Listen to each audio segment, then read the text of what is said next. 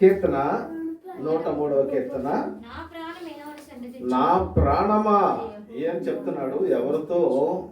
ఇది ఎవరు రాస్తున్నారు? దావీదు గారు అంటూ ఉన్నారు. దావీదు గారు, నా ప్రాణమా యెహోవాను సన్నిధించుము. సన్నిధించాల్సింది ఏంటి? మన ప్రాణము దేవుని స్తుతించాలి. మన ప్రాణము దేవుని స్తుతించాలి. మన ప్రాణము ఎవరు పెట్టినటువంటి భిక్ష? దేవుడు పెట్టినటువంటి భిక్ష. ఎప్పుడు కూడా మనం మన ప్రాణము దేవుని స్తుతిస్తూ ఉంటే ఆ ప్రాణము ఎంతకాలం ఈ శరీరంలో ఉండాలి అనేది ఆయన నిర్ణయిస్తూ ఉంటాడు. ప్రాణం అనేది ఆయనను సన్నిధించకుండా నా ప్రాణమా తినుము అని లెక్కలోకి వచ్చింది అనుకో. ఇప్పుడు ఎవరైనా సరే మన మాట వినేటువంటి వాళ్ళను మనం ప్రేమిస్తాం. ఏమంటే మన మాట వినే వాళ్ళని మనం ప్రేమిస్తాం. మన మాట వినని వాళ్ళను కూడా మనం ప్రేమిస్తామా? అంత ప్రేమిస్తామా? దేవుడు ప్రేమించమని చెప్పాడు. ప్రేమ అంటే అర్థం ఏంటి? కొంతమంది తెలియక ఏదో చేస్తూ ఉంటారు, తెలియక. అప్పుడు మనం ప్రేమించాలి. తెలిసి కూడా చేస్తే మనము ప్రేమించలేము. ఏమండి? కాబట్టి దేవుడు ఏమంటున్నాడంటే, నా ప్రాణమా, దావీదు అంటున్నాడు, నా ప్రాణము యెహోవాను సన్నిధించుము. నా అంతరంగములో ఉన్న సమస్తము అంటే ఏమిటి? అంతరంగములో ఉన్న సమస్తము అంటే ఏమిటి? చూసారా? బైబిల్ గ్రంథం అండి. ఒక్కొక్క దగ్గరికి వెళ్ళేసరికి కొంతమంది నా తోటి వాళ్ళు నాతో పాటు 20-25 సంవత్సరాలు 30 సంవత్సరాల క్రితం నేర్చుకోవడానికి వచ్చిన వాళ్ళు తొందరగా ప్రసంగం చేసేయాల. తొందరగా ప్రసంగం చేస్తారు ప్రసంగికుడు. ఇప్పుడు డాక్టరు ఏదో ఒక జ్వరానికి బిళ్ళ ఇంజక్షన్ వేసుకుని బయటకు వచ్చేస్తే ఇంజక్షన్ చేస్తాడు, జ్వరాలన్నీ తగ్గించగలరు. ఇంకా కూడా జబ్బులోనేక. నా అంతరంగములో ఉన్న సమస్తము అంటే, అంతరంగములో ఉన్న సమస్తం అంటే అర్థం ఏంటి?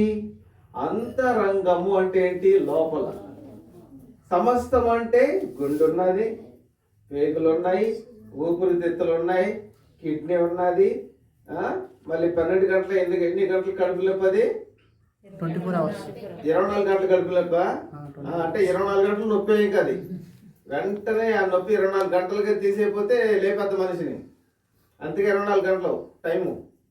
కాబట్టి అంతరంగములో ఉన్న సమస్తమా, ఈ అంతరంగములో ఉన్నటువంటి అవయవాలు కూడా దేవుని స్తుతించాలి అని దాని అర్థం.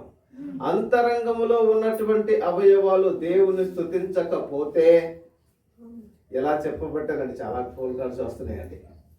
ఎలా విడమర్చి చెప్తూ ఉంటే మనకు అర్థమవుతుంది. కాంటెస్ట్ ఏంటో మనకు అర్థమవుతుంది.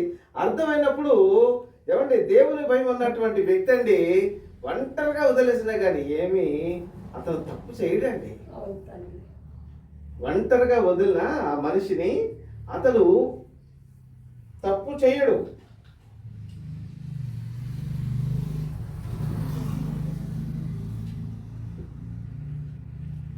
అంతరంగములో ఉన్న సమస్తము అంటే జ్ఞానేంద్రియాలు, జ్ఞాన ఇంద్రియములు అంటారు. కన్ను అనేటువంటిది చాలా ప్రమాదకరం. ఒక ఆయన పెళ్లి సందర్భం వచ్చేసరికి, పెళ్లి వచ్చింది కదా, wife should be blind, husband should be deaf, that marriage will success. అంటే ఏ మ్యారేజ్ సక్సెస్ అవుతుందంటే wife should be blind, husband should be deaf. అంటే దాని అర్థం,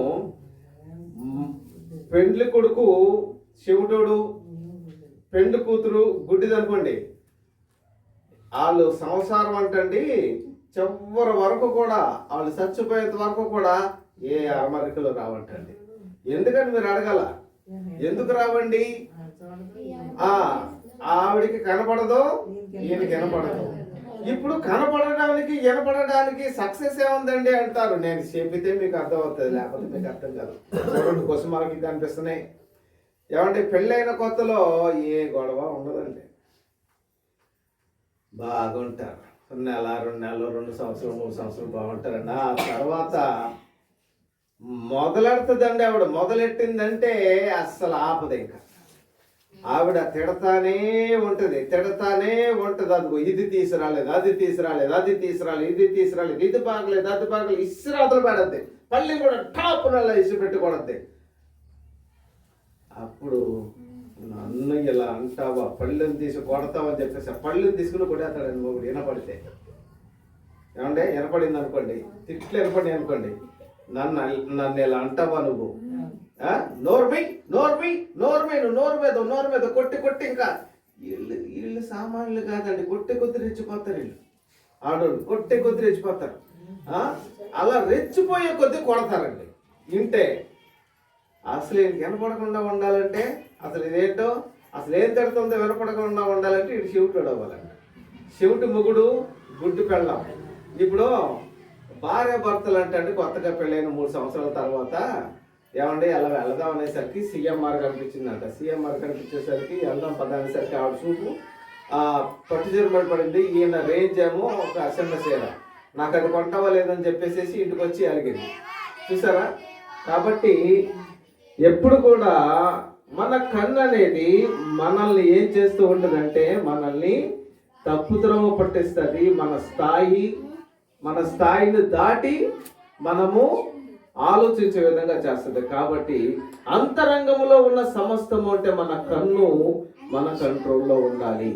మన కంటి చూపు దేవా, నా కంటి చూపుని నీకు అప్పగిస్తున్నాను. చూసిందల్లా అడుగును, మీ చిత్తం ఏమిటి నాయన? నోరు ఉన్నది నాయన. నోరు అనేది కూడా ఒక ఇంద్రియమే. ఈ నోరు కూడా అడుగుతుంది. ఎలా అడుగుతుంది? నింపు అని అడుగుతుంది నోరు. చెవికి శ్రవణానందము, చెవి కూడా అడుగుతుంది. ఒక పలానా చోట అయితే చాలా బాగుంటుంది, పలానిది బాగుంటుంది, అదిగో ఆ విధంగా వింటది. వినేటువంటిది కూడా ఒక ఆవిడ ప్రార్థన లైవ్ అండి ఇవన్నీ. ఒంగోలు ప్రాంతంలో, నెల్లూరు ప్రాంతంలో మేము ప్రార్థనకు వెళ్ళినప్పుడు ఒక ఆవిడ ప్రార్థన చేయమని వచ్చిందండి. చాలాసార్లు చెప్పా, మా కళ్ళతో మా జీవితంలో జరిగిన సంగతి అది. అమ్మా ఏంటి సందర్భం అంటే, అయ్యా నాకు వినపట్టలేదు, అయ్యా వినపడతలేదు. సరే అమ్మా వినపడతలేదు, మరి ఏం చేయాలా? మరి ప్రార్థన చేస్తే ఏసై వినిపిస్తాడంట కదా, శివుడు వినిపిస్తాడంట కదా అని వినిపిస్తాడు. అమ్మ దేవుడు అద్భుతం చేస్తాడు. దేవుడు పాపులు మనం ఆలోచించడు. ఎవడైనా దేవభక్తుడై ఉండి ఆయన చిత్తము చొప్పున జరిగిస్తే ఆయన నీ మనం వింటాడు, నీకు సమాధానం ఇస్తాడమ్మా. అంటే మరి నీ పాపాన్ని ఒప్పుకుంటావా? నువ్వు పాపివి, మరి దేవుడు పాపాత్ముల మనం ఆలకించడు. నీవు భక్తురాలుగా మారిపోయి ఆయన మాటలు, ఆయన వాక్యాన్ని వింటానంటే ఖచ్చితంగా దేవుడు నీకు కాస్త వినికిడి భాగ్యం దయచేస్తాడు. ఎందుకంటే ఆయన చేతిలో ఉన్నది. ఇవ్వటం ఇవ్వకపోవడం ఇప్పుడు కూడా అందరూ ఇక్కడ ఆయన కంట్రోల్లోనే ఉన్నాయి. మరి ఎందుకు రావట్లేదండి అంటే నీలో లోపం నాలో లోపం, నేను దానికి ఏం చేయమంటావు? అయితే అయ్యా చెవు నాకు బొమ్మ కనపడుతుంది కానీ సీరియల్లో పిచ్చిదాన్ని నేను ఈ మధ్యకాలంలో నాకు వినపడతలేదు, అసలు అది ఏం చేస్తున్నారో నాకు అర్థం కావట్లేదు అంది. ఇనుపతే శుభ్రంగా సీరియల్ చూసుకుంటాను అయ్యా అంది. అప్పుడు ఈవిడ కూడా సీరియల్ చూసుకునే వాళ్ళు, సూర్యులు చూస్తాము, నా కన్ను బాగు చేయడదేమో, నేను ప్రార్థన చేస్తానేంటి సీరియల్ చూసుకుంటానని, దేవుని వాక్యం చూస్తానయ్యా అంటే ఎవరన్నా ప్రార్థన చేస్తారు. కానీ దేవుని కొరకు మనం బ్రతకాలి, దేవుని ఆలోచనలు ఉండాలని. చూస్తారా? మన ఇంద్రియం అనేది మనల్ని తప్పుద్రోవ పట్టిస్తుంది. మెదడు ఆలోచించేటువంటిది. ఈ మెదడు, కన్ను, నోరు, ముక్కు, వాసనలో ఇవన్నీ కూడా అంతరంగంలో ఉన్న సమస్తము అంటే మన అవయవాలు. అందుకే సర్వాంగ హోమముగా దేవుని మనము ఆరాధించాలి. ఏమండి? సర్వ అంగము, అంగములు ఎన్ని బోల్డని అంగాలు ఉన్నాయి లోపల.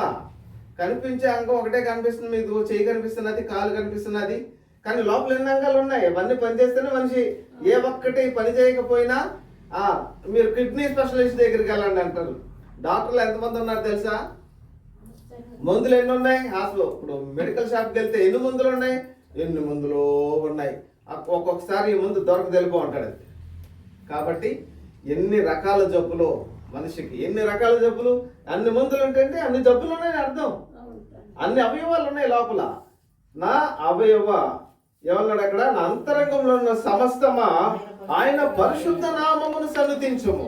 నా ప్రాణమా యెహోవాను సన్నుతించుము. ఆయన చేసిన ఉపకారములలో దేనిని మరిచిపోకు. ఆయన చేసిన ఉపకారములలో దేనిని మరువకము. ఆయన నీ దోషములన్నిటినీ క్షమించువాడు, నీ సంకటములన్నిటినీ కుదుర్చువాడు, సమాధిలో నుండి నీ ప్రాణమును విమోచించుచున్నాడు.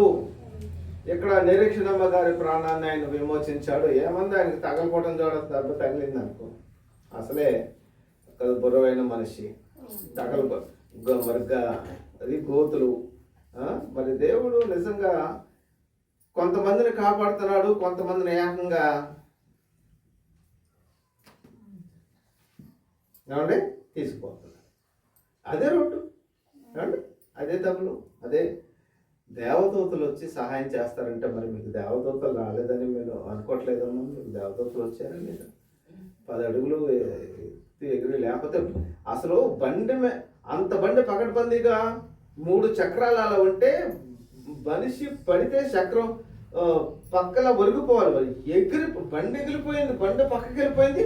ఆయన కూర్చున్నాడు, నన్ను వచ్చి చూసేసరికి ఏమండి నిజంగా దేవదూతలు ఇప్పుడు లేరు, ఇప్పుడు కాపాడలేదని అనగలరా మీరు? దేవదూతలు ఉన్నారండి. దేవదూతలు ఎప్పుడు వస్తారు మనకి? ఏ విషయం కూడా తెలుసుకుందామా? డౌట్ ఉందా ఎవరికైనా? దేవదూతలు ఎప్పుడు మనకు సహాయం చేయడానికి వస్తారు? డౌట్ ఉంది ఎవరికైనా? తెలియని వాళ్ళు ఎవరైనా ఉంటే చేయొద్దండి.